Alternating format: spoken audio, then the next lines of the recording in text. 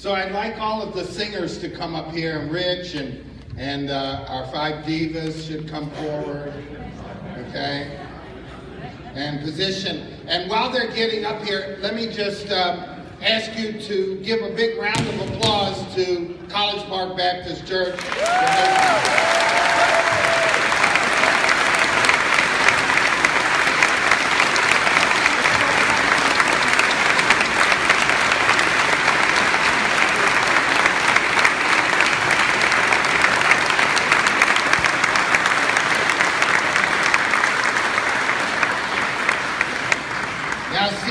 And I think that we really need to not only thank all of the organizers and the participants, but particularly the musicians. Every time that I get aggravated by something, these are the people that I call and ask them to perform for free. So please give them a round of applause.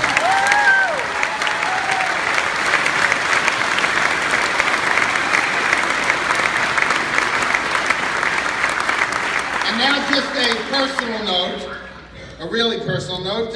Folks, I'm winning my bracket contest in the NCAA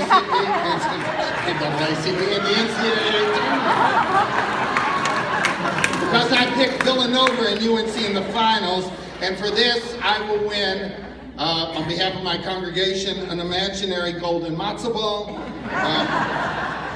bragging rights for the prophet that I obviously am, and the right to make a contribution to a charity of my choice. And today I'd like to make a contribution to Equality in C, where I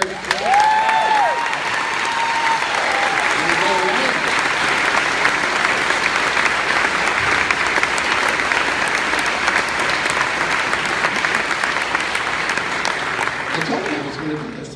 And by the way, I'm sure that I will win because UNC will win.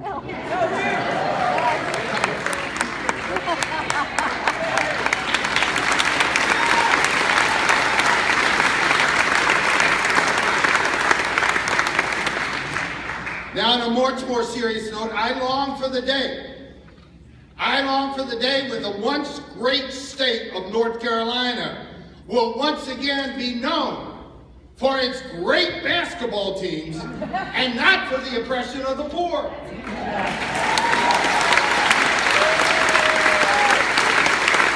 I long for that day when the state will not be known for its restriction of a woman's right to choose.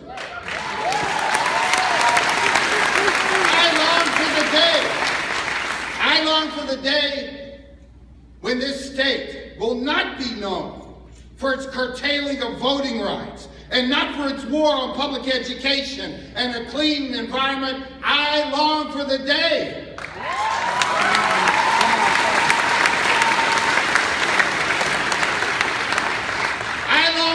when we're going to celebrate all that is good in the state of North Carolina and not for its failure to pass Medicaid expansion.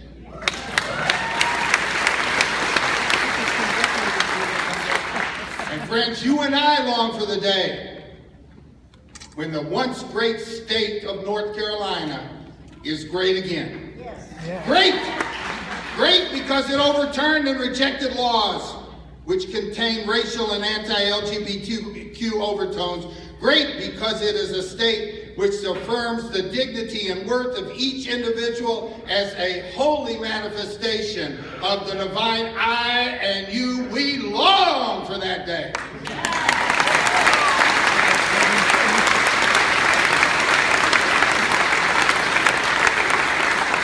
I long for the day when HB2 will be overturned. On that day, the nightmare of HB2 will indeed be replaced with dreams which are not content with and reject the what is in our state, and instead reaffirms and dreams of the what ought to be.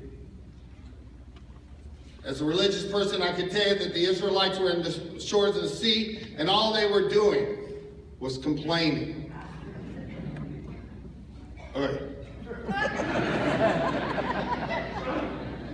Behind them was the Egyptian army, in front of them was the sea.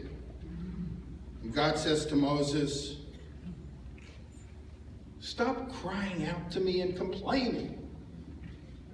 get your act together and tell the Israelites to go forward. It's as though as God was saying to the people, if you want something done enough, go get it. Don't just complain. Do something. Let me hear you say that. Do something. Recreate the dreams and make them into reality. Yes, the forces of bias, bigotry, homophobia, and racism and injustice are knocking at the door. But now's the time. Now's the time to do something about it. And so, my friends, one final thought. Turn to your neighbor and say the following. Neighbor, it takes teamwork. To make the dream work. And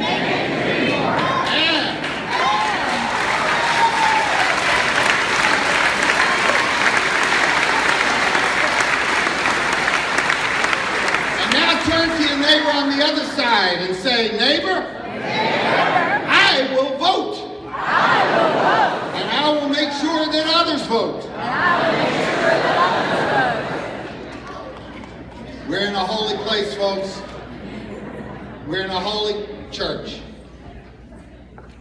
And in this holy church, may we always remember that we should pray as though everything depends upon God, but act as if everything depends on us.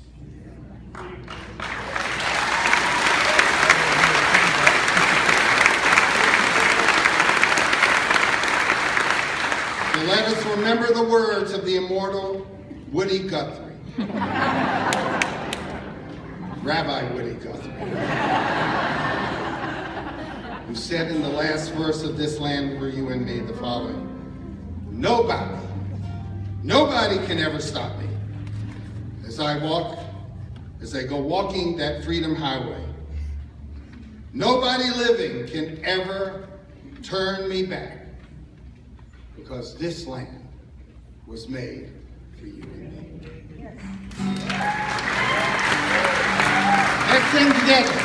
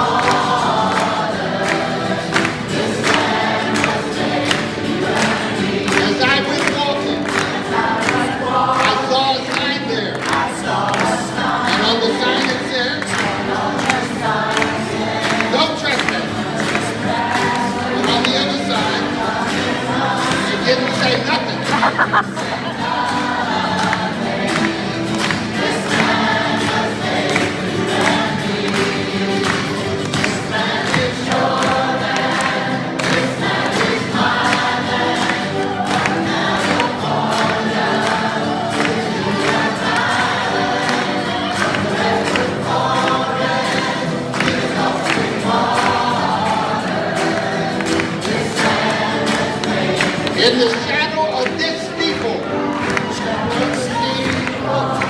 I saw my peace was a relief office. I've seen my people, and as they stood there hungry,